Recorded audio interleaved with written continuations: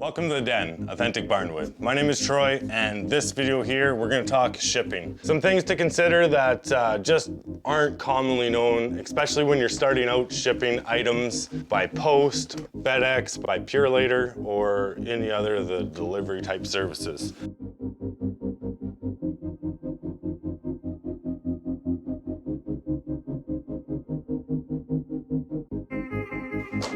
We ran out of boxes, so we're gonna make one. It can be like tremendously expensive actually.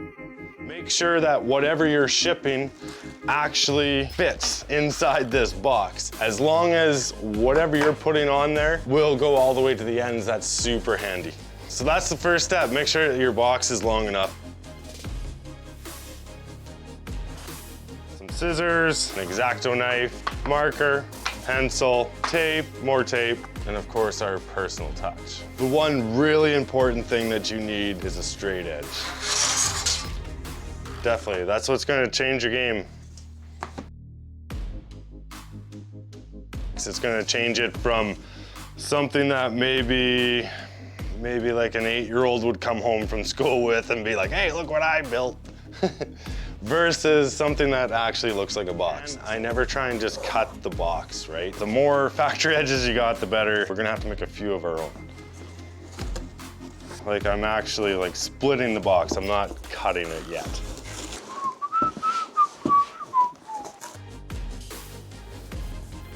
Oh no. It's all right, don't worry about it. The lip inside, all I did was cut that, so I still got factory edges right now. Making a piece it together. Pun intended. Okay, so that's that fold, right? So we'll bring it right up to this edge. Set the ruler down. We'll make a mark. We'll take this, continue the line, and make our cut. Just halfway into the box. Just score the top. It's all about using that straight edge. If you don't use that, that's what makes everything look, well, yeah, I think we went over that already. Lift her up.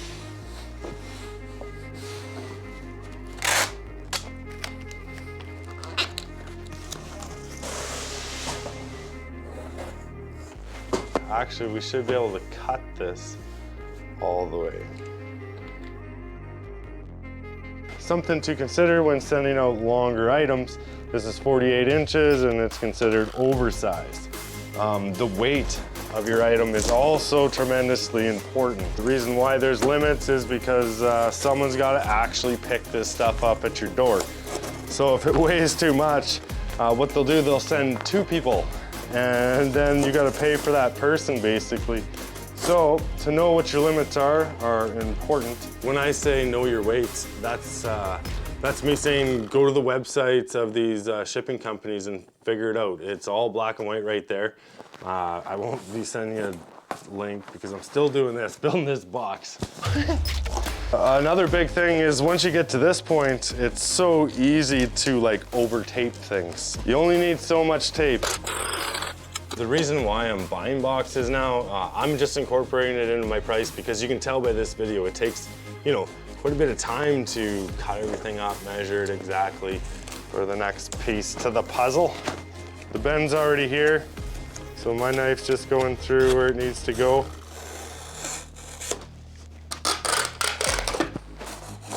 Cut off the extra tab and you should be able to tape that tight. There you have it. Nice and square. Like that's the thing, when this shows up in the mail, someone's gonna pick it up. Like there's considerable amount of weight. I haven't weighed it yet, but like I'm flexing. I'm flexing. Right, so nice box. We'll go ahead and do the same thing on the other side. Down you go. Hey, how's that? But you might wanna add in a few things. I don't know, I'm never really good at this. My wife helped me out. She actually has the Den Designs, which is the other half of the Den Authentic Barnwood, which is us. Her side is all the graphic designing and making things look good. So she's made some cards for us, things like that. I know if I'm getting something in the mail, and especially if I spent some money, my own money, that I worked hard for, and I'm getting something and I really like it when it shows up in a decent looking thing. We will share photos of this too, right? Can't forget to tuck this in. Speaking about tucking things in there, if you're gonna put a business card in, don't just put one, put in two, put in three. It's not being like rude or anything like that. If they like everything about your product, they're gonna want more and they're gonna wanna tell their friends. So it's pretty nice if their friend had something to take home with them, right? Your business card. And go check out your YouTube channel. More tape, please. But it's the tape in all the right spots, right? Like that's the thing. Even on, even while you're like scoping through some of the websites, checking out the weights and estimating prices, setting up your accounts and all that stuff, go through some of their tutorials. Seriously, you wanna start shipping? Do that. I could tell you tons of things in this video, what to do and what to watch out for, but each thing's different and things change so fast as well. Like this video could be new today and old tomorrow. But we're always gonna have to make boxes because not everything in the world is digital. Okay, just think, right? So shipping companies, mailing in like particular, right? Like we're talking going back to like horse and carriage going across the countryside to deliver mail. They've been doing this a long time and the systems are figured out and they're generally not in our favor. But more that you know about shipping, the better that you can kind of manipulate those things, right? It's different shipping like within your region or within your country. It's much different than it is shipping across borders once you start going to, you know, European countries or for us shipping down to the States or, you know, things change and especially it depends on what you're shipping. Like we're shipping wood, right? Generally.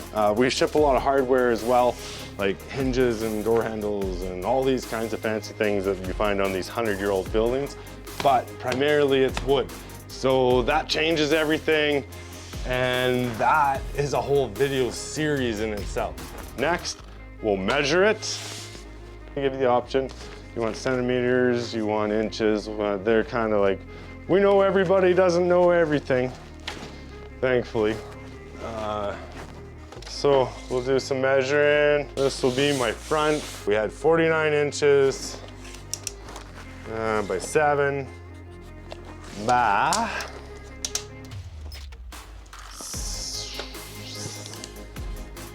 6.5. By the way, you should definitely be accurate here. If you're not, there is a little lenience, but if you get the wrong person on the wrong day and it's close, they'll pull it.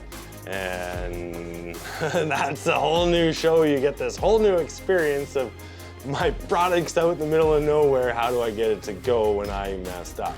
So just pay attention when you're doing your weights. It's pretty important. What happens is, like, things generally, they keep going. They just collect money from you.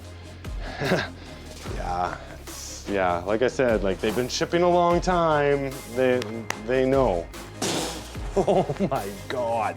This one here is our own little scale that we use. It goes up to something like 250 or 350 pounds. I don't know. I wouldn't stand on it. I'm not 350 pounds neither. You can double check the accuracy of your scale as well. Just go ahead and do your weighing, and when you get to the post office, just be like, hey, do you mind weighing this? And then you can just double check that you're bang on. You wanna weigh it? We got 31 pounds right here, 31 pounds. And if I wanted that in kg, 13.5.